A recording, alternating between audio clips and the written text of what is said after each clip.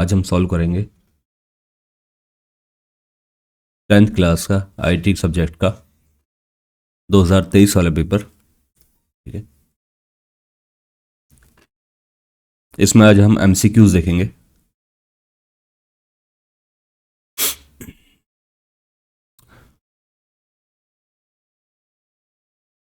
इसमें जो एमसीक्यूज है वो पेज 14 क्वेश्चन नंबर 14 से स्टार्ट होता है। पहला क्वेश्चन है, किसी डॉक्यूमेंट के पेज नंबर, अगर हमें डॉक्यूमेंट पर पेज नंबर देखना है और पेजों की संख्या देखनी है तो कहाँ मिलती है? वो हमें मिलती है स्टेटस बार पे। देखो, जो टाइटल बार पे हमें जो मिलता है वो फाइल का नाम मिलता है। टाइटल बार ऊपर की तरफ होता है और स्टेटस बार बिल्कुल बॉटम में होता है, नीचे की तरफ, जिसमें पेज नंबर और पेजों की संख्या, इसके बारे में और फाइल का नाम, बहुत सारी इसमें जानकारी होती है। जूम इन जूम आउट करने का भी ऑप्शन स्टेटस बार में हमारे पास होता है।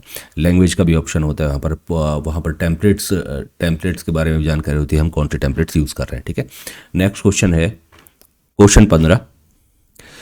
पेज के बैकग्राउंड में बिल्कुल हल्का दिखाई देने वाला टेक्स्ट या इमेज क्या कहलाता है? अगर टेक्स्ट, मान ली कोई पेज है, पेज के बैकग्राउंड में हल्के सा कुछ चीज़ यहाँ पर दिखाई देती है बैकग्राउंड में, उसको हम वाटर मार्क कहते हैं। ठीक है ना, उसको हम वाटर मार्क कहते हैं। ठीक है, नेक्स्ट क्वेश्चन है 16।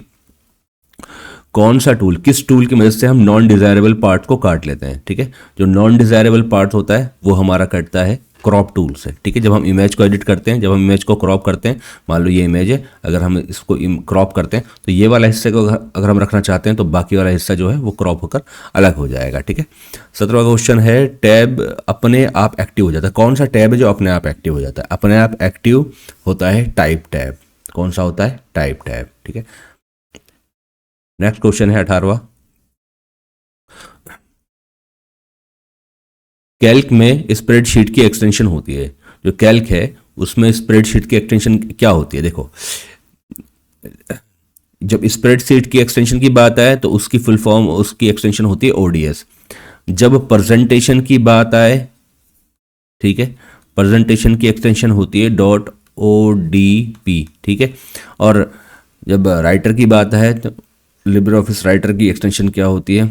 उसकी होती है ओडीटी। ठीक है, टेक्स्ट की। ठीक है, नेक्स्ट क्वेश्चन है, consolidate function can be use to view and compare data. Consolidation function का इस्तेमाल किस लिए होता है? डेटा को कंपेयर और व्यू करने के लिए होता है, लेकिन यहाँ पर लिखा हुआ है कि ये डेटा को कंपेयर और व्यू नहीं करता, मतलब कंपेयर नहीं करता मैं इस डेटा को। ठीक है, तो ये स्टेटमेंट हमारे पास फॉल्स हो जाएगी। ठीक है, डेटाबेस में पूछे जाने वाले प्रश्न को क्या कहते हैं? अगर हम डेटाबेस से जब भी सवाल पूछते हैं, कोई प्रश्न पूछते हैं, उसको हम क्वेरी कहते हैं। ठीक है ना, उसको हम क्वेरी कहते हैं।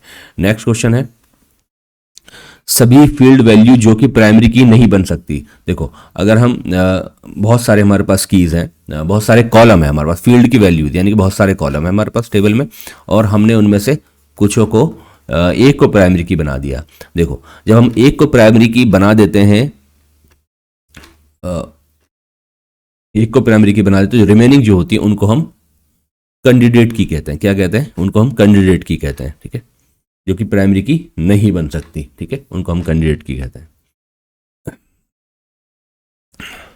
नेक्स्ट है, एक स्प्रेडशीट को काम करने के लिए एक से ज़्यादा यूज़र के साथ शेयर नहीं कर सकते। जो स्प्रेडशीट है उसको हम बहुत सारे यूज़र के साथ शेयर नहीं कर सकते, तो ये स्टेटमेंट फॉल्स हो जाएगी हमारे पास। ठीक है, मैक्रो का कोड सब से शुरू होता है। ठीक है, मैक्रो का कोड किससे स्टार्ट होता है? सब से। और किससे ख़त्म होता है? ENDSUB, ये याद रखना। ठीक है ना, इसका आंसर ये हो जाएगा। नेक्स्ट क्वेश्चन है इसमें 24।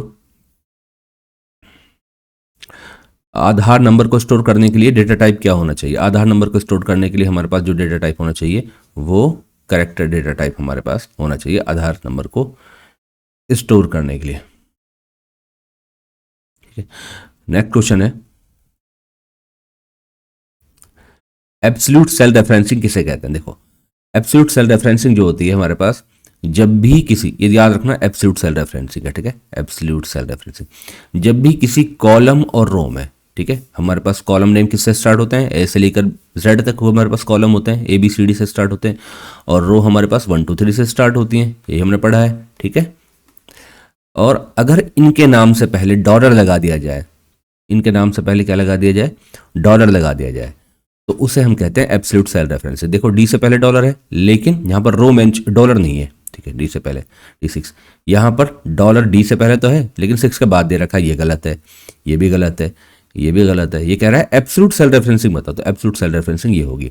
अच्छा 26 क्वेश्चन है, क्लास बी का extinguisher fill in the blank से आग लगने को बुझाने में इस्तेमाल होता है। जब भी हमारे पास गैसोलीन से आग लगती है, ठीक है ना, ठीक है ना, हमारे पास गैसोलीन यानी कि पेट्रोल डीजल इन सब चीज़ों से आग लगती है, तो उसके लिए हम क्लास बी का आग बुझाने वाला एक्सटिंग्विशर यूज करते हैं, उसको क्लास बी कहते हैं, ठीक है। Class A, class B, class C, class D, आग के भी प्रकार होते हैं, ठीक है। कोई प्लास्टिक में लग रही है, लकड़ी में लग रही है, कोई डीजल पेट्रोल से आग लग रही है, ठीक है, कोई केमिकल की आग है, ठीक है, उसमें in class A, class B, class C, D को इस्तेमाल करते हैं, ठीक है। वर्क प्लेस सुरक्षा के लिए वहां के नियोक्ता और कर्मचारी जिम्मेदार होते हैं। देखो इसका वैसे तो बनता है आंसर कि एम्प्लॉयर जिम्मेदार होता है जो हमें नौकरी देता है, ठीक है, लेकिन एम्प्लॉय की भी भागीदारी होती है कि वो उन निर्देशों को माने। तो दोनों की वहां पर सुरक्षा के लिए तो दोनों एम्प्लॉयर और एम्प्लॉय, काम देने वाला और काम वहां पर करने वाला, दोनों की जिम्मेदारी होती है, ठीक है ना, एम्प्लॉयर और एम्प्लॉय की। 28 है, अपने मॉनिटर को कम से कम कितनी दूर रखना चाहिए हमें, 20 से 30 इंच की दूरी पर हमें अपनी स्क्रीन रखनी चाहिए, लगभग 1.5 फीट है। इफेक्टिव कम्युनिकेशन हमें किसमें मदद करता है, जो इफेक्टिव कम्युनिकेशन होता है वो हमें, देखो जब कम्युनिकेशन इफेक्टिव होगा, प्रभावशाली होगा, तो हमें रीडिंग में, राइटिंग में और लिसनिंग में, दोनों में तीनों में मदद करेगा। तो इसका आंसर हो जाएगा ऑल ऑफ द अबव, ठीक है। नेक्स्ट क्वेश्चन है, कम्युनिकेशन कौन से शब्द से आया है, कम्युनिकेशन आया है कम्युनिकेयर से, कहां से, इसका मतलब क्या होता है, शेयर करना, हमने पढ़ा था कम्युनिकेयर का मतलब क्या होता है, शेयर करना, ठीक है। 31 क्वेश्चन है हमारे पास, आपको अगर छुट्टी चाहिए, छुट्टी के लिए क्या करना है, आग्रह करना है। अगर आपको छुट्टी के लिए आग्रह करना है तो कम्युनिकेशन का कौन सा माध्यम यूज करेंगे आप। तो देखो अगर मुझे छुट्टी चाहिए तो ऐसा तो है नहीं मैं पोस्टर लगा दूंगा, पोस्टर भी नहीं लगाऊंगा, मैं अखबार में भी नहीं निकलवाऊंगा, तो इसका आंसर हो जाएगा मैं ईमेल, हम ईमेल लिखकर अपने महकमे को, अपने डिपार्टमेंट को हम छुट्टी के लिए आग्रह कर सकते हैं, उनसे अनुमति मांग सकते हैं, ठीक है। नेक्स्ट क्वेश्चन है, which of these is an active voice. देखो एक्टिव वॉइस, पैसिव वॉइस आपने पढ़े होंगे। जो एक्टिव वॉइस जो होता है, देखो इनमें से कौन सा एक्टिव वॉइस पूछा है इसने, पैसिव वॉइस बनाने के लिए नहीं कहा। जब भी हम एक्टिव से पैसिव बनाते हैं उसमें हम यूज करते हैं बाय वर्ड का यूज करते हैं। देखो यहाँ पर बाय वर्ड यूज हो रहा है तो ये भी पैसिव वॉइस है, यहाँ पर बाय यूज हो रहा है तो ये भी पैसिव वॉइस है, यहाँ पर बाय यूज हो रहा है तो ये भी पैसिव वॉइस है, लेकिन ये अपने आप एक्टिव वॉइस के रूप में, तो इसने हमसे एक्टिव वॉइस पूछा तो इसका आंसर सी हो जाएगा क्योंकि इसमें बाय नहीं है, ठीक है ना। Entrepreneurs can create jobs. Entrepreneur क्या होते हैं, वो जॉब को मार्केट के अंदर क्रिएट करते हैं, ठीक है। कोई भी बिजनेस जो स्टार्टअप स्टार्ट करते हैं तो वो और लोगों के लिए भी वो रोजगार देते हैं उसमें, ठीक है। स्मार्ट का मतलब क्या होता है, देखो स्मार्ट, जब हम गोल सेट करते हैं अपना तो हम स्मार्ट, एक कीवर्ड है इसका हम इस्तेमाल करते हैं स्मार्ट का। हमारा जो गोल होना चाहिए वो स्पेसिफिक, मेजरेबल, अचीवेबल, ठीक है, रीजनेबल और टाइम बाउंड होना चाहिए। तो इसमें पूछा है एम का मतलब क्या है, एम का मतलब हो जाएगा मेजरेबल। वो क्वेश्चन नंबर 35 है, ऑर्गेनाइजेशन है कोई भी, ठीक है, ऑर्गेनाइजेशन ने सस्टेनेबल डेवलपमेंट गोल बनाए। ऐसी कौन सी ऑर्गेनाइजेशन थी जिसने सस्टेनेबल डेवलपमेंट गोल्स बनाए, यानी कि एसडीजी का निर्माण किया। एसडीजी में क्या है, इसमें 17 या 18 हमारे पास गोल्स आते हैं, तो उसका निर्माण किसने करा है, यूनाइटेड नेशंस ने करा है। उसमें पता है क्या क्या है, उसमें है कि कोई जीरो हंगर, मतलब कोई भूख से नहीं मरना चाहिए और सबके लिए एजुकेशन हो, कोई गरीब ना हो, इस तरह से उसमें 17 गोल्स उन्होंने बनाए हैं। तो उस गोल का मकसद क्या है उसका, ताकि डेवलपमेंट हो सके, ठीक है, इसलिए इसका निर्माण किसने करा है, यूनाइटेड नेशंस ने करा है, ठीक है। क्वेश्चन नंबर 36 है, फंक्शन माउस से नहीं किया जा सकता। इनमें से कौन सा फंक्शन है जो माउस से नहीं किया जा सकता। देखो हम माउस से राइट क्लिक कर सकते हैं, माउस में 2 क्लिक्स होती हैं, एक तो लेफ्ट होती है, एक राइट होती है, तो ठीक है क्लिक कर सकते हैं। हम माउस से ओवर, एच ओवर मतलब माउस को इधर उधर किसी भी चीज़ को ऊपर ले जा सकते हैं, जैसा ये मेरी स्क्रीन पे ये माउस का कर्सर घूम रहा है। ड्रैग एंड ड्रॉप कर सकते हैं, किसी भी चीज़ को खींच कर इधर से उधर कर सकते हैं माउस की मदद से, ठीक है, तो ये भी माउस से किए जा सकते हैं। लेकिन माउस से क्या नहीं होता, माउस से आप माउस को ऑन नहीं कर सकते, मतलब टर्न ऑन का उसमें कोई ऑप्शन ही नहीं होता, ठीक है, तो इसका आंसर ये हो जाएगा, ठीक है। नोटपैड में, नोटपैड की फाइल की सही एक्सटेंशन क्या है। देखो नोटपैड की जो फाइल है उसकी सही एक्सटेंशन होती है .txt। नोटपैड की फाइल की क्या होती है, .txt। गाने की फाइल की होती है MP3। तस्वीरों की फाइल की होती है .jpg, ठीक है। डॉक फाइल होती है डॉक्यूमेंट की, ये होती है MS ऑफिस में, लेकिन ये ओल्ड वर्जन में होती थी, ठीक है। और न्यू वर्जन में क्या होती है, .do। CX करके आई थिंक होती है। ठीक है, नेक्स्ट क्वेश्चन है, किसी फाइल को कट करने की शॉर्टकट की क्या है? किसी फाइल को कट करने के लिए शॉर्टकट की क्या है? कंट्रोल एक्स यूज करते हैं। कॉपी करने के लिए क्या यूज करते हैं हम? कंट्रोल प्लस में C यूज करते हैं। ठीक है, पेस्ट करने के लिए क्या यूज करते हैं? कंट्रोल प्लस में V यूज करते हैं। सेलेक्ट ऑल करने के लिए कंट्रोल प्लस में A यूज करते हैं। आई होप क्लियर हुआ होगा आपके।